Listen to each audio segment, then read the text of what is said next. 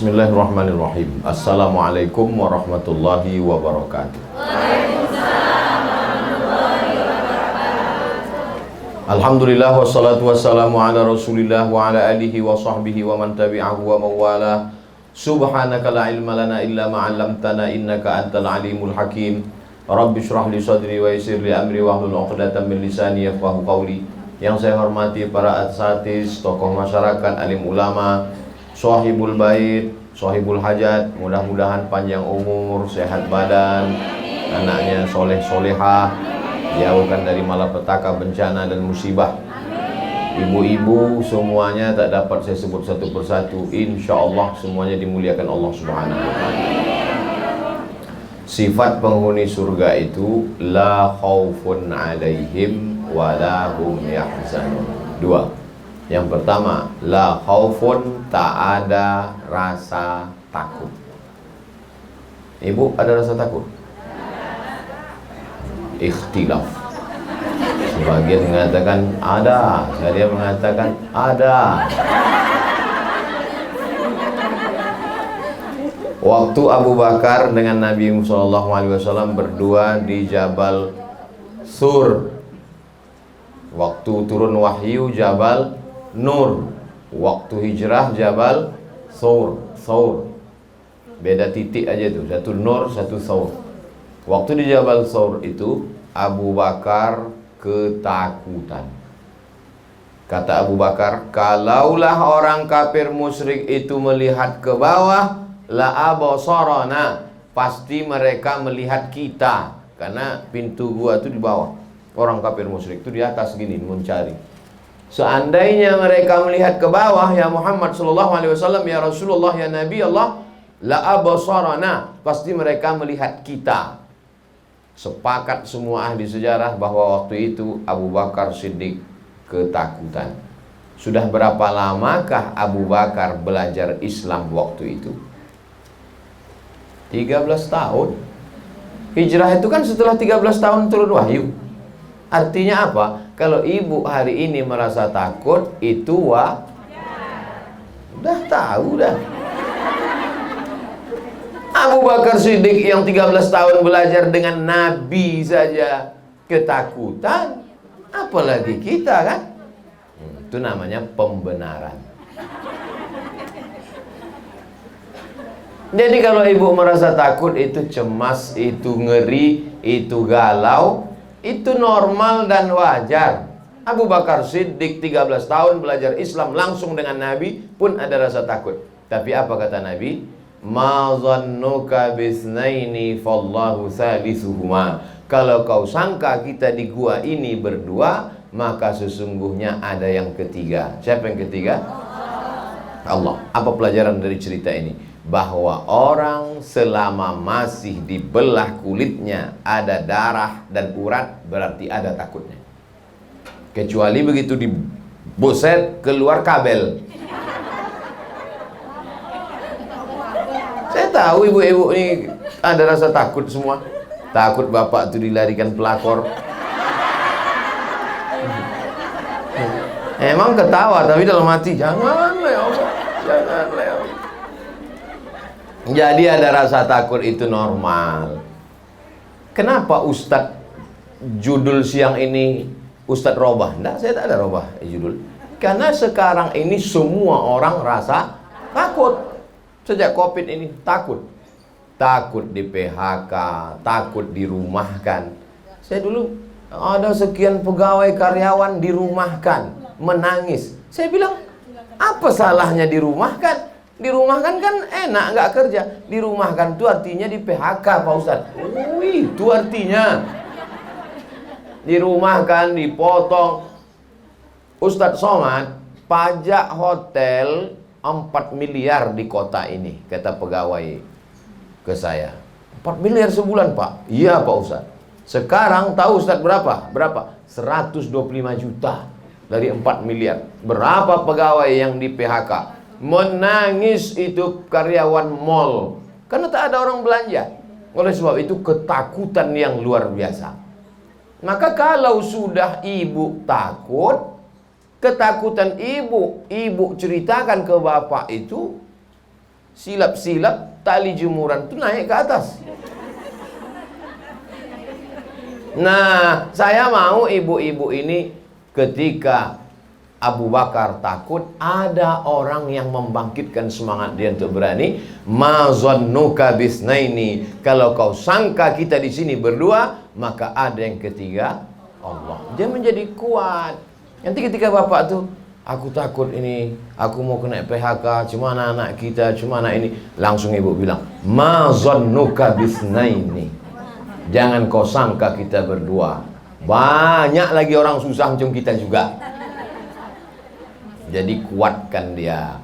Sebab itu maka Nabi SAW itu mengatakan bahwa wa minal isnaini ab'adu, kalau kamu berdua setan lari.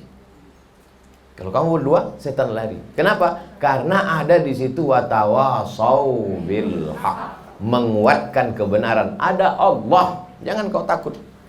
Yakin dengan gaji, gaji putus. Yakin dengan harta warisan, habis sudah. Yakin dengan uang tunjangan, macam mana ada uang tunjangan, gaji aja hilang.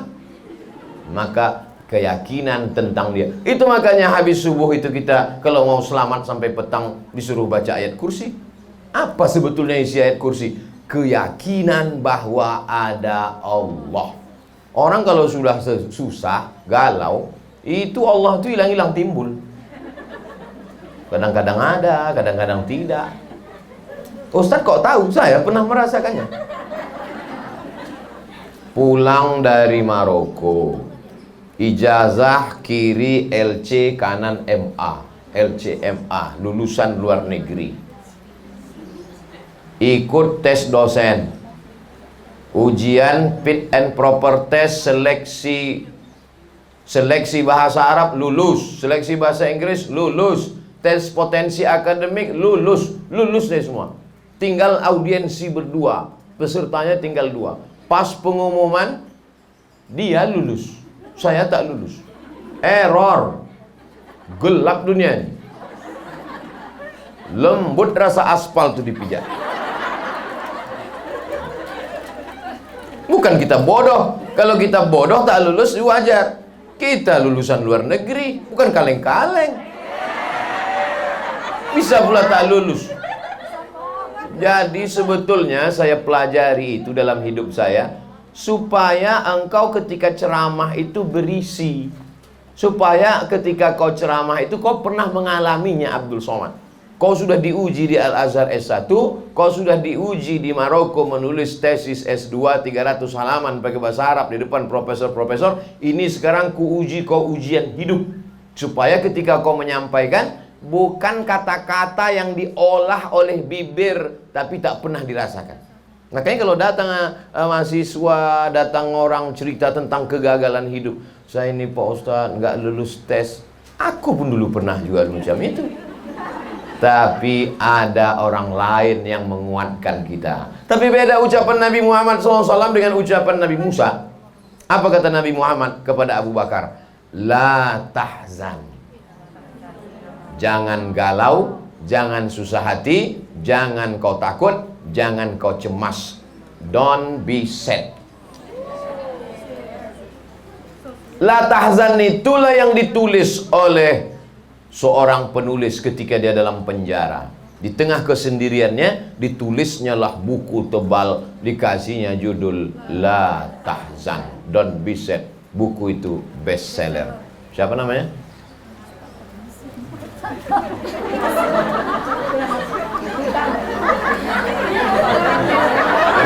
La Tahzan. Hah? Ayat Al-Qarni. Saya kadang-kadang nanya itu ngetes. Kalau ini memang tak ingat. Sebetulnya Allah mau ngasih tahu saya, ketika engkau cemas Abdul Somad waktu ceramah kau lupa, ada orang lain yang mengingatkan. Diingatkannya ayat Al-Qarni. Dia mengingatkan nggak kuat kali, karena kalau kuat terekam di situ nampak kali bodoh Ustadz itu. Masa nama ayat Al-Qarni pun kau tak ingat. Tadi bukan main sombongnya, bukan kaleng-kaleng. Ternyata ayat Al-Qarni pun kau tak ingat, katanya. Ustadz itu kalau dia salah, tegurannya langsung cash and carry.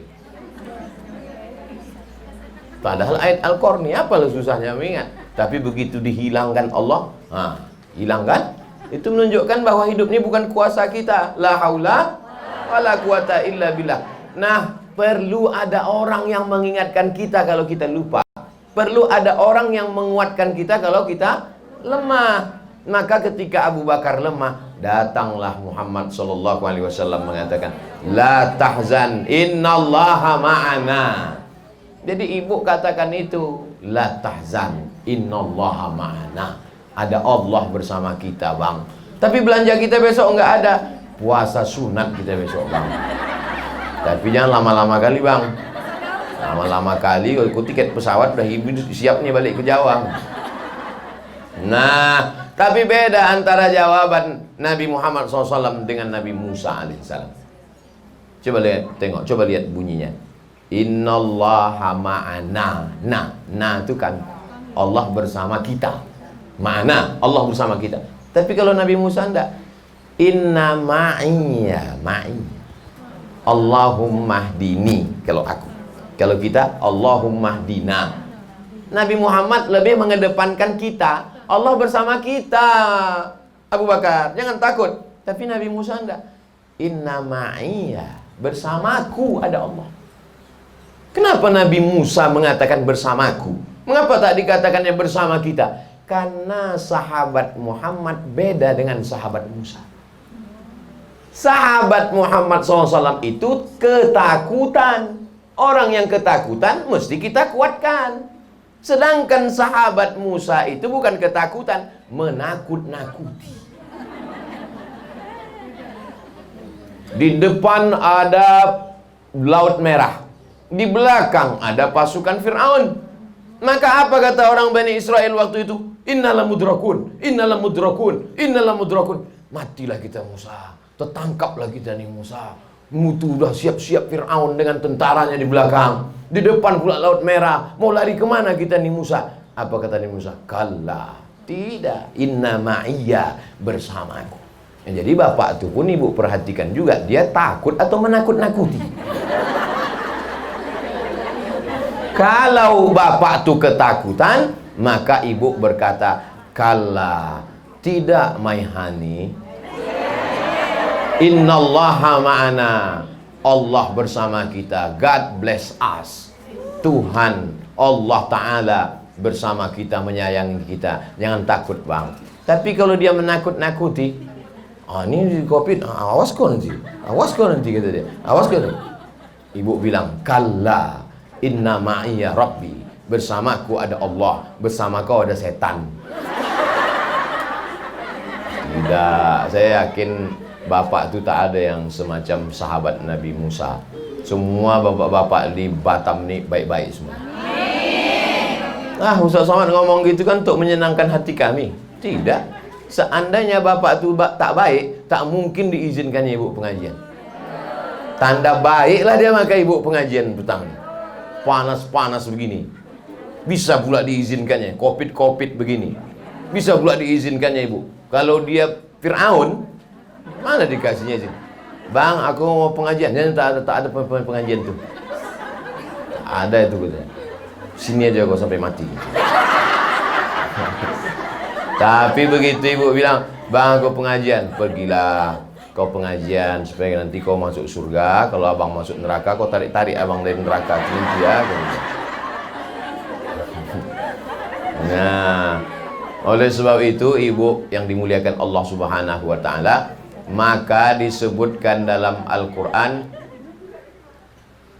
huwallazi anzala sakinata fi qulubil mu'minin. Allah yang menurunkan ketenangan ke dalam hati orang yang beriman.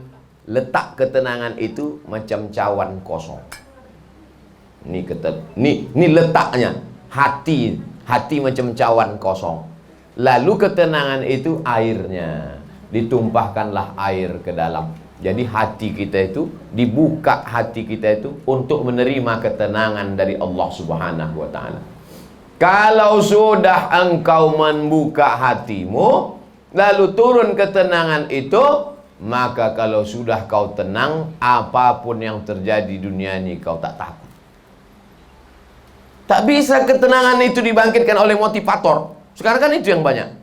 Diundang motivator dari Jakarta ke hotel, mematikan lampu, hidup sound system. Semangat, semangat, semangat. Keluar dari hotel, loyo. Tak bisa. Karena ini faktornya bukan ekstern, tapi intern di dalam. Saya terus terang tak ada rasa takut saya. Jadi saya waktu naik helikopter di Jambi itu tak bisa kita ceramah naik mobil karena jarak jauh, hutan jalan. Jadi waktu itu dijemputlah naik pesawat baling-baling. Pesawat baling-baling ini di dalam panas karena kipasnya di luar. Pesawat baling-baling.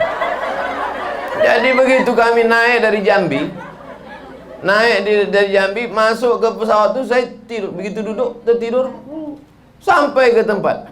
Jadi abang kakak kelas saya alumni Azhar yang di samping ini sampai di tempat itu, aku mat kata dia, bukan main takut ku naik pesawat kecil itu tadi. Nampak ku baling-baling, pilotnya bergoyang. Kau ku tengok tertidur katanya. Enggak ada takut kau? Tidak bang. Jadi takut itu yang mengusir, letak takut itu di dalam hati juga.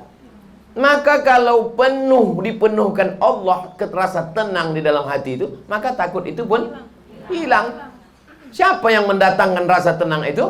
Allah. Apa janji Allah? Wa amanahum min khauf. Amana, aman. Hum, mereka. Min khauf, dari rasa takut. Ditenangkan Allah hati mereka, dibuat Allah merasa aman, maka hilang takutnya. Orang sekarang takut bukan main. Anak sekolah takut tak lulus. Udah jelas ujian online pasti lulus. Takut tak lulus. Udah kuliah takut tak kerja. Udah kerja takut tak nikah. Udah nikah takut tak punya anak. Udah punya anak, takut anak nanti sakit cacat. Takut. Jadi kalau takut terus hidup ini, itulah asam lambung naik, gula darah naik, diabetes naik, semua naik. Satu cuma yang turun, asam urat. Turun ke kaki.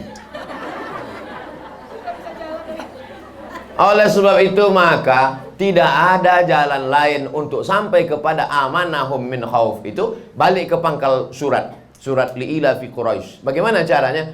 Falyabudu rabba hadzal bait. Falyabudu, banyak-banyak beribadah. Jadi kalau ditanya orang, kok kenapa makin Covid makin banyak pengajian? Kenapa kok makin Covid banyak pengajian? Karena dengan pengajian itulah salah satu wasilah cara turunnya ke ketenangan. Saya sudah banyak jumpa orang macam-macam. Lama jadi ustadz banyak yang curhat. Ustadz Somad, iya pak, saya ini pegawai pak ustadz, PNS. Lalu saya pikirkan nanti kalau saya pensiun makan apa? Nanti job-job ini hilang, kerja ini lalu susah. Lalu kemudian akhirnya saya belilah tanah. Saya beli tanah, lalu kemudian pelan-pelan tabung, uang SPPD, uang tunjang, uang sipak, uang sikut, uang sundul, uang segala uang itu saya belikan tanah. Beli tanah sepetak, beli tanah 2 petak, beli tanah 3 petak, beli bibit sawit, tanam sawit, semprot, jenguk, tengok, pupuk, meruning, potong pelepah, hilangkan rumput. Akhirnya Pak Ustadz buah pasir. Begitu mau dipanen, dipanen orang. Rupanya tanah itu bermasalah. Nah udah mau pensiun, tak tidur sampai jam 2 malam. Berputar-putar di kepala itu, mengutuk nasib, melihat masa lalu. Kenapa kau beli tanah? Kenapa kau tanam sawit? Coba kalau kau buat dulu kos-kosan. Coba kalau kau dulu. Habis kan sekarang diambil. Jam 2 malam mata berkedip-kedip tak bisa tidur. Pergilah ke Pekanbaru. Inilah ibu. Cerita orang sedih ibu ketawa. Jadi ternyata tidak semua orang merasakan kesedihan kita.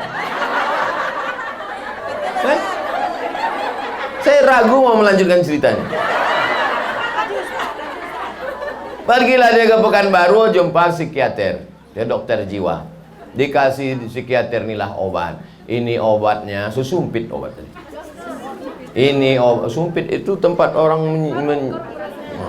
inilah obatnya, yang obat ini dimakan sebelum makan, yang obat ini dimakan sesudah makan, ini dimakan sekali sehari, yang ini dimakan 3 kali.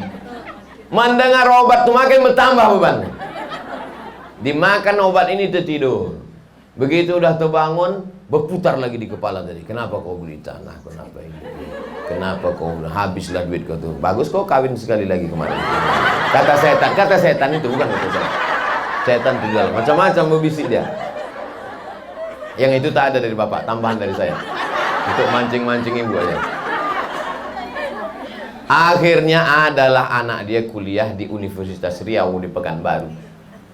Anak dia ini selalu ikut kajian saya subuh Sabtu, kajian hadis di Akramun Nas, Unri Gobak. Ya, ada pengajian ustaz di situ. Begitu saya dengar pengajian ustaz, hilang yang berbisik-bisik itu. Lalu kemudian datang saya setiap Sabtu, Pak Ustaz. Dia jauh dari Indragiri Hulu, 3 jam naik mobil. Tapi demi hilang ini bisikan-bisikan di kepala ini, kupaksa-paksakan datang Pak Ustaz. Akhirnya aku ikuti pengajian Ustaz setiap Sabtu, hilang dan sehat aku sekarang Pak Ustaz. Pulang dia ke kampung, lama udah ceritain. Pulang dia ke kampung, dia menjadi aktif, dihidupkannya masjid. Saya diundang ke kampung itu acara lomba rebana ibu-ibu. Semangat dia, balik lagi ke masjid. Disitulah baru saya paham, ternyata ceramah itu menghilangkan susah hati orang, menghilangkan rasa takut orang. Dulu saya ceramah tak tahu saya efeknya itu. Tahu saya ceramah itu ya ceramah aja. Ceramah saya, habis itu tanya jawab, selesai. Dulu gitu, ceramah tanya jawab selesai. Sekarang ceramah tanya jawab, foto-foto pula. Barulah saya paham, rupanya ceramah itu salah satunya adalah mengusir. Setelah saya baca dalilnya, memang ada dalam hadis. Majtama'a qaumun, sekelompok orang berkumpul.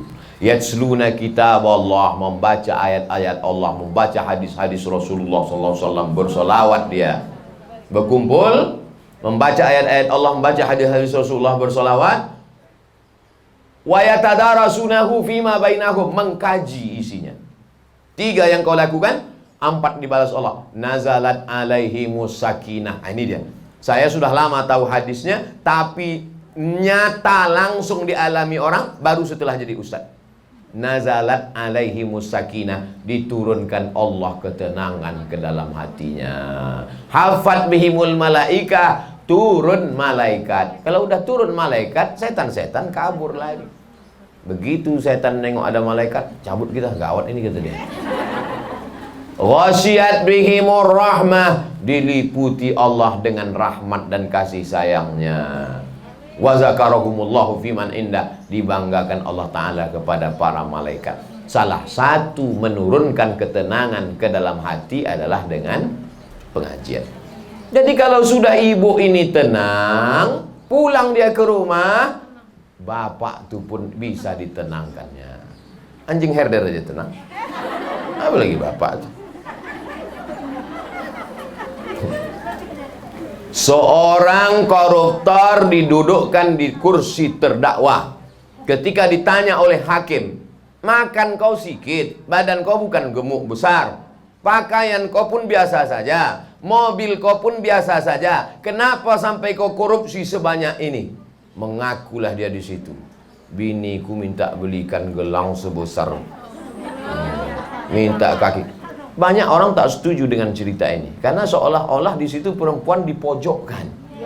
Iya kan? Oh, apa laki-laki masuk penjara gara-gara perempuan? Tapi ini fakta, bukan fiktif. Memang bapak itu tak terlalu banyak keinginannya. Dia mau minum teh manis tak bisa, kena diabetes mellitus. Mau makan rendang kambing tak bisa, kolesterol karena sudah kena banyaklah penyakit-penyakit. Jadi kenapa dia tetap korupsi? Karena keinginan. Tapi kalau udah ibu itu mengaji, macam ibu-ibu inilah, mana banyak kali keinginannya kan? Ibu-ibu ini tak ada. Ibu-ibu ini sudah selesai dengan urusan dunianya. Tak mau dia cincin besar, tak mau dia rantai. Untuk apa ibu lah rantai? Bukan bisa ditengok orang. Jilbabnya panjang. Orang yang pakai rantai itu kan jilbab dililitkan di leher sini. 3 kali lilit. 3 kali lilit. Baru rantai itu dipasang di luar lilitannya. Kalau jilbabnya panjang mana nampak orang? Mau pakai gelang, tangan tertutup. Ibu-ibu ini udah selesai dengan dunia ini. Mendengar aminnya belum lagi nampaknya ini. Oleh sebab itu ibu-ibu ini kalaupun dia aktif jualan online, kalaupun dia aktif beraktivitas, sesungguhnya yang mau dicarinya adalah menyekolahkan anak yatim, fakir miskin, bagaimana sedekah beras. Jadi dia sudah berpikir akhirat oriented. Inilah yang menyebabkan turunnya ketenangan itu dari Allah Subhanahu wa ta'ala. Jadi bapak-bapak di rumah adalah bapak-bapak yang beruntung, Pak. Beruntung. Jangan kau cari satu lagi, Pak. Udah aku pesankan udah. Insya Allah garansi aman. Garansi saya ini kalau untuk Batam biasanya bertahan 6 bulan. Jadwal saya kan setiap 6 bulan. Nanti kalau dia udah agak-agak berubah bapak tuh tenang. Saya 6 bulan lagi datang. Nantikan, jangan kemana-mana setelah yang berikut ini. Oleh sebab itu, ini yang pertama adalah bagaimana menghilangkan rasa takut. Datanglah orang yang sedang kena penyakit takut, menjumpai Imam Al-Hasan Al-Basri. Imam Al-Hasan Al-Basri tinggalnya di Basrah, Irak. Aku takut, wahai Imam Al-Hasan Al-Basri. Aku takut kena penyakit, takut susah, takut mati, takut miskin, takut itu, takut ini, takut itu. 3 aja pertanyaan Imam Al-Hasan Al-Basri sama dia. Kau percaya Allah itu ada? Percaya. Percaya kau Allah mengasih rezeki? Percaya. Percaya kau Allah mengatur hidup kau? Percaya. Kenapa kau takut? Iya ya. Ibu percaya Allah ada? Percaya. Ibu percaya Allah mengasih rezeki? Percaya. Ibu percaya bahwa Allah mengatur hidup kita? Kenapa takut?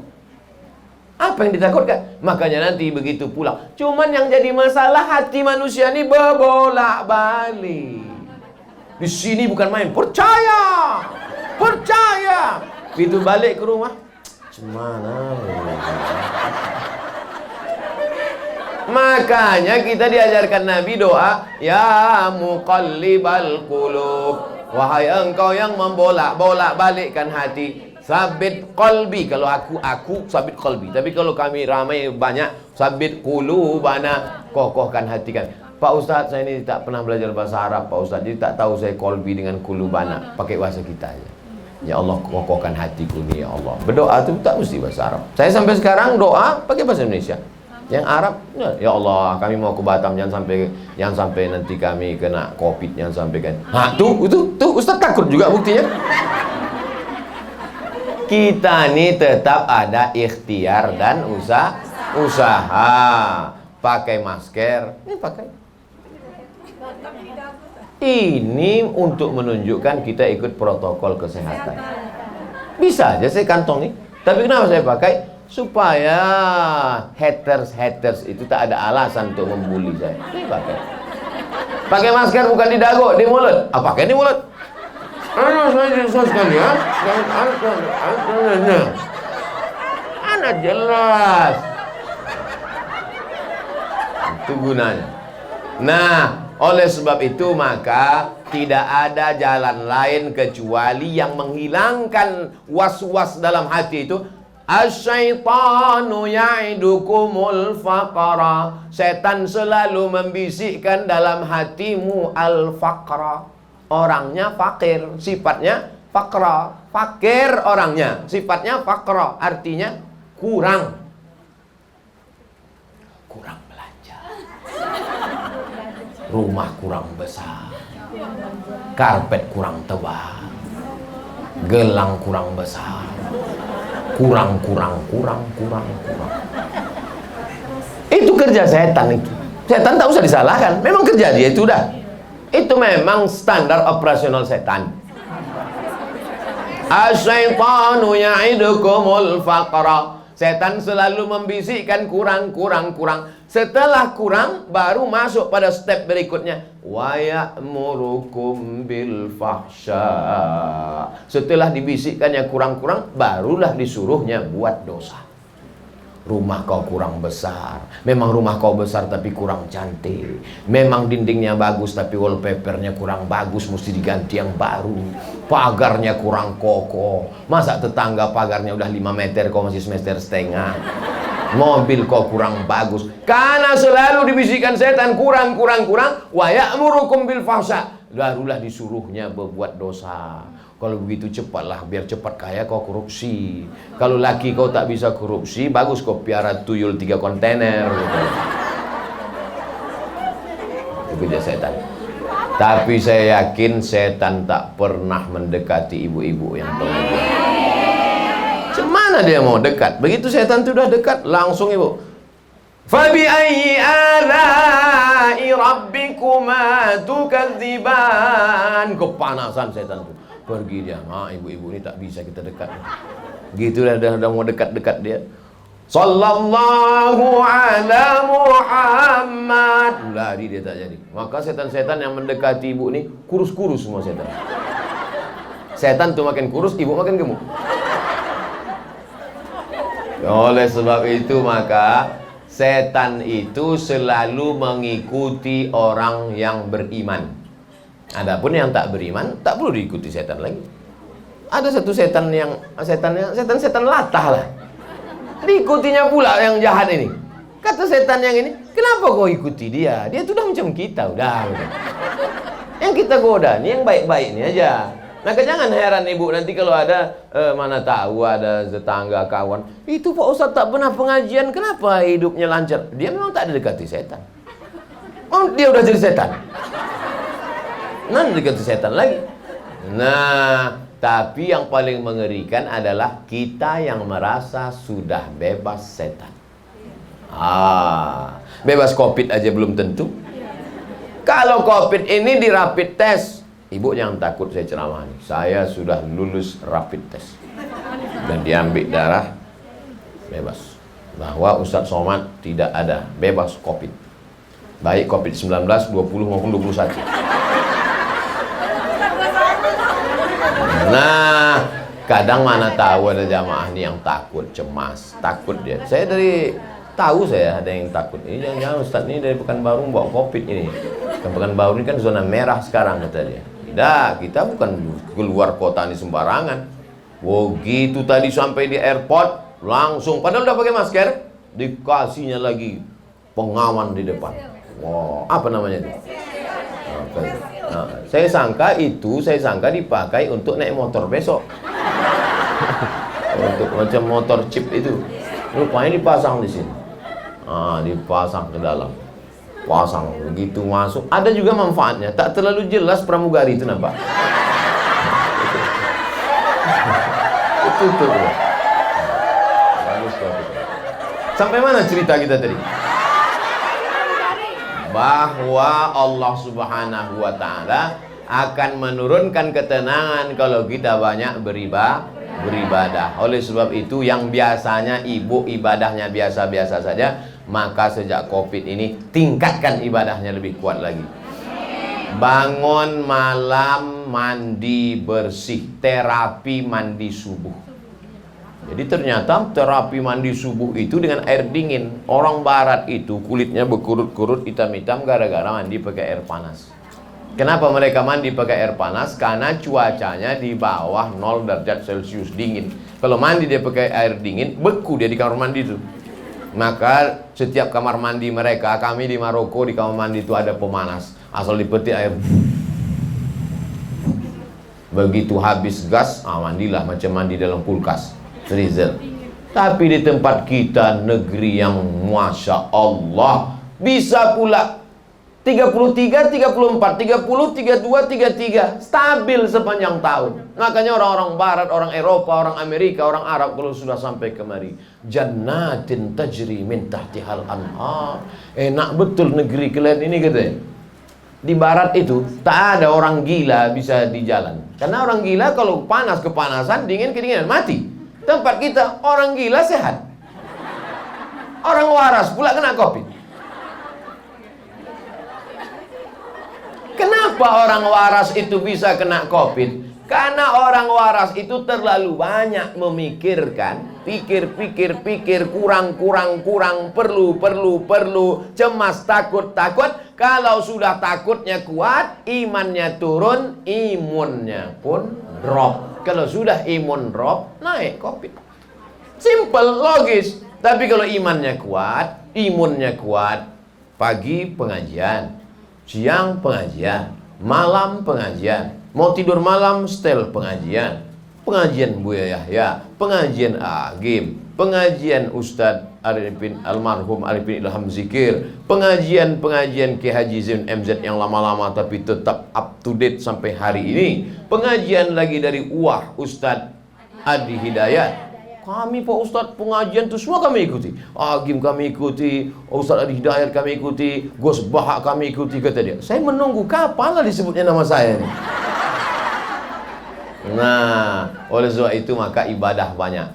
Tapi kalau bisa tidur jangan terlalu lama karena payah bangun subuh. Nabi itu kenapa begitu mudahnya dia bangun sepertiga malam? Jadi kalau kita hitung Isya itu jam 8, Isya jam 8, 9, 10, 11, 12, 1, 2, 3, 4, 5 9 dibagi 3 9, 10, 11, 12. Jadi sepertiga malam tuh 1, 2 1, 2, 3. Afdolnya di situ, afdol. Tapi jangan gara-gara mau mengejar afdol lalu tak bangun malam sama sekali. Jadi kenapa Nabi itu mudah bangun jam 2? Karena dia tidurnya habis Isya. Habis Isya dia tidur 9, 10, 11, 12, 1, 2 dia bangun. Kita tidak, tidur jam 1. Habis itu minum kopi pula. Subuh pun jam 6.30. Oleh sebab itu kalau tak bisa, entah karena mengajar anak PR atau karena tugas kerja atau karena satu dan lain hal, tidurlah jangan lewat dari jam 11, 12, 1, 2, 3. Selambat-lambatnya jam 4 bangun. Batam saya kira jam 5 subuh kan? Jam 5. Jadi kalau jam 4 bangun mandi, itu masih sempat pertama sholat sunat wudhu, sholat sunat taubat, sholat sunat hajat, sholat sunat tahajud 8 rakaat, sholat sunat witir. Habis itu duduk baca Yasin. Cobalah praktekkan nanti. Sholat sunat taubat, sholat sunat wudhu, sholat sunat taubat, sholat sunat hajat, sholat sunat tahajud, sholat sunat witir, baca Yasin, istighfar 100, sholawat 100, la ilaha illallah 100, pas azan subuh. Itu pas itu. Kalau tak percaya, buat nanti. Kalau meleset yang saya katakan ini, berarti 2 kemungkinan. Berarti ibu terlalu pelan. Oh, bohong itu Ustaz Somad. Buktinya tadi malam aku sudah bangun jam 4, ku praktekkan sholat sunat wudhu, sholat sunat taubat, sholat sunat hajat, sholat sunat tahajud, sholat sunat witir, baca Yasin, habis itu 100 istighfar, 100 sholawat, 100 la ilaha illallah. Buktinya meleset tak cukup. Ibu, rakaat pertamanya tadi ayatnya apa? Al-Kahfi Pak Ustaz. Oh, patutlah. Ayatnya yang sedang-sedang aja. Ayatnya alif lam mim zalikal kitabu la raiba fihi hudal lil muttaqin. Sampai 5 ayat, 6 ayat. Wa ulaika humul muflihun. Rakaat kedua kul huwallah. Salat sunat yang kedua ayatnya Allahu la ilaha illa huwal hayyul qayyum la ta'khudhuhu sinatun wa la naum. Rakaat kedua kul huwallah atau kul a'udzu falaq atau kul a'udzu nas. Kenapa dibuat begitu Pak Ustaz? Karena kata Imam Nawawi lebih afdal mengkhatamkan satu surat pendek daripada mengambil ayat tak selesai dari tengah. Maka kalau kita buat begitu dapat dua-duanya. Di rakaat pertama kita ambil satu surat tak selesai karena diambil dari tengah ayat kursi, tapi di rakaat kedua kita khatamkan satu surat. Apakah suratnya Wadduha atau Alam Nasrah atau Izaja atau Syamsi wa Duhaha atau Wasama'i wa Tariq, terserah. Oh, saya hafal Ar-Rahman Pak Ustaz. Bagus. Ar-Rahman 5 ayat, 5 ayat, 5 ayat. Hafalan sesuai ibu masing-masing. Selesai baca surat Yasin itu, ya Allah, aku memohon dengan kemuliaan surat Yasin ini, namanya tawassul dengan surat Yasin. Karena kata Imam Ibnu Katsir dalam tafsir Al-Qur'anil Azim, la tuqra'u fi amrin asirin, kalau dibacakan pada perkara sulit illa yassarahullah, dimudahkan Allah. Maka setelah itu baca, ya Allah, dengan kemuliaan surat Yasin ini ya Allah, maka titik-titik sesuai dengan hajat ibu sekalian. Dengan kemuliaan surat Yasin ini ya Allah, mudahkanlah cucuku lahir ya Allah. Dengan kemuliaan surat Yasin ini ya Allah, janganlah sampai suamiku ini kena pecat ini. Jangan segala macam dimohonkan kepada Allah SWT. Pakai bahasa Indonesia, tidak usah pakai bahasa. Nah, oleh sebab itu maka saya katakan di Yasin tadi, la tuqra'u, saya tiap malam baca Yasin. Tiap malam. La tuqra'u fi amrin asirin illa yasarullah. Man qara'a Yasin fi lailatin, siapa yang baca surat Yasin pada suatu malam, asbaha maghfuran lah, waktu subuhnya dia sudah diampunkan Allah. Kalau masih ada waktu juga, setelah sholat sunat tadi ada waktu juga, wabil ashari hum yastaghfirun, lebih banyak, afdal banyak beristighfar. Allah berjanji, wa ma kana Allahu liyu'adzibahum wa anta fihim wa ma kana Allahu mu'adzibahum wa hum yastaghfirun. Allah tak akan menurunkan azab selama dia mau beristighfar. Istighfar itu namanya, bunyinya astaghfirullah. Jangan nanti pula istighfar. Astaghfirullahalazim alladzi la ilaha illa huwal hayyul qayyum wa atubu ilaih. Astaghfirullahalazim alladzi la ilaha illa huwal hayyul qayyum wa atubu ilaih. 1 2 3 4 5 6 7 8 9 10 11 12 13 14 15 16 17 18 19 20. Sekali genggam 20, 40. Kalau tak cukup 100, 40 istighfar, 40 salawat, 40 la ilaha illallah, la ilaha illallah, la ilaha illallah, la ilaha illallah. Bagi yang tak punya tasbih. Ibu tak punya tasbih, banyak dulu Pak Ustaz, balik umroh 100 saya beli. Terus habis semua untuk orang. Untuk oleh-oleh. Tak apa-apa, pakai tangan aja. Ya. 20, pas 100. Cuman kadang kalau tangannya udah yang keberapa udah nih ya. Bagus juga yang punya tasbih yang diletakkan di panjang. Cuman kadang kalau itu orang terlalu terpancing untuk cepat-cepat. Macam makan goreng kena panas.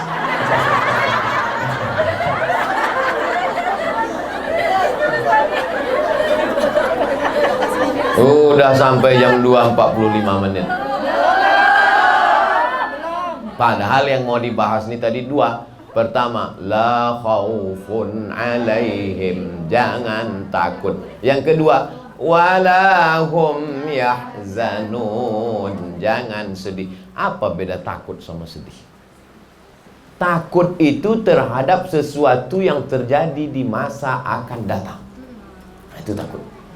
Takut kena pecat, takut tak lulus, takut tak dapat rumah, takut tak dapat pensiun, takut tak dapat warisan, takut itu terjadi di masa akan datang.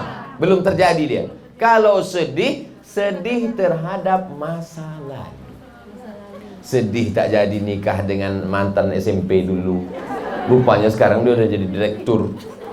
Sedih terhadap masa lalu. Sedih itu terhadap sesuatu yang sudah terjadi di masa lalu. Kira-kira kalau kita menangis darah, balik lagi yang lalu. Lalu kenapa disedihkan? Untuk apa disedihkan? Maka jangan terlalu banyak menengok kaca spion sampai lupa menengok kaca depan. Mana yang lebih besar, kaca depan apa kaca spion? Kalau perlu patahkan kaca spion. Tapi jangan, kita kan mau mundur juga. Oleh sebab itu maka sekali-sekali aja tengok. Ibu kalau naik motor, lebih banyak nengok ke depan atau nengok kaca spion? Kalau terlalu banyak nengok kaca spion, nabrak lampu merah, tangkap polisi lah. Oleh sebab itu, tatap masa depan. Tulis nanti depan motor tuh, tatap masa depan. Balikkan spion ke depan.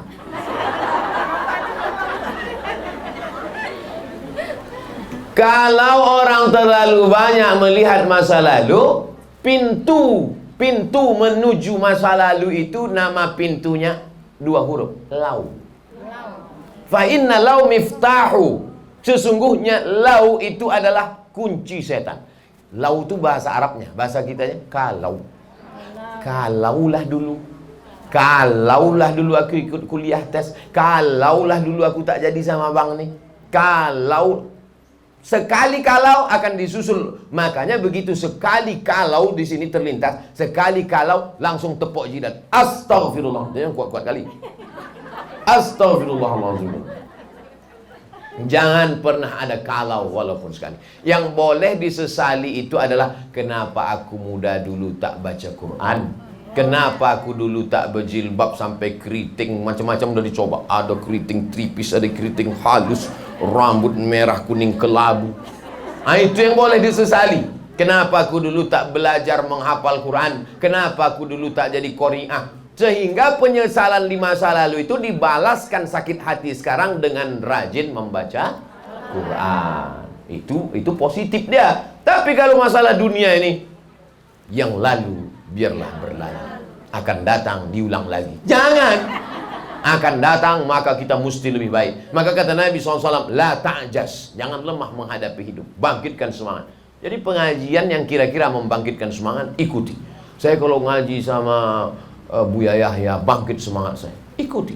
Saya kalau mendengar motivasi dari Agim Manajemen Kolbu, bangkit semangat saya, ikuti. Tapi kalau hanya menghilangkan semangat, tinggalkan. Oleh sebab itu maka la khaufun alaihim wa la hum yahzanun. Innal ladzina qalu rabbuna Allah, orang yang berkata Rabbku Allah, tsumma istaqamu, istiqamah dia. Setelah dia ikut pengajian, apa nama komunitas ibu nih? Ini nama baru nampaknya nih. Setelah ibu semuanya didata, ada nama lengkap, alamat, nomor handphone, sehingga kalau dia tak datang 2-3 kali, tanya kemana, sehingga ada kontrol. Dan dia pun ketika ditanya itu, dia tidak pula, apa kau tanya-tanya, itu kan privasi hubungan aku dengan Tuhan. Tidak, karena ini amar ma'ruf nahi mungkar. Jadi kalau ada pengurus pengajian nanya, sesungguhnya dia sayang sama kita. Daripada kita dia bawa setan, kan bagus juga ke pengajian. Nah, jadi kita tanya, ya datang ya, datang. Istiqomah ikut pengajian ini, maka janji Allah, tatanazzalu alaihimul malaika, turun malaikat. Kemana malaikat itu turun? Turun ke dalam hati kita, membisikkan, 2 bisikan dia. Apa kata malaikat itu? Allah takhafu, jangan kau takut. Wala tahzanu, jangan kau sedih. Wa abshiru, berbahagialah engkau. 3. Jangan takut, jangan sedih, berbahagia. Bisakah uang membahagiakan orang? Banyak orang kaya bunuh diri. Bisakah popularitas terkenal cantik membahagiakan? 3 artis India bulan ini bunuh diri. Kurang ganteng lagi. Ustaz ngikuti juga, saya tak ngikuti, masuk sendiri dia ke HP saya. Kaya-kaya bunuh diri. Menunjukkan bahwa popularitas, kecantikan, kegantengan, bahwa duit tidak bisa, bahagia tak bisa dibeli. Ustaz dapat dari mana? Ada di gerobak truk tertulis. Bahagia tak bisa. Kebahagiaan hanya didapatkan orang yang sudah lepas dari yang 2 ini.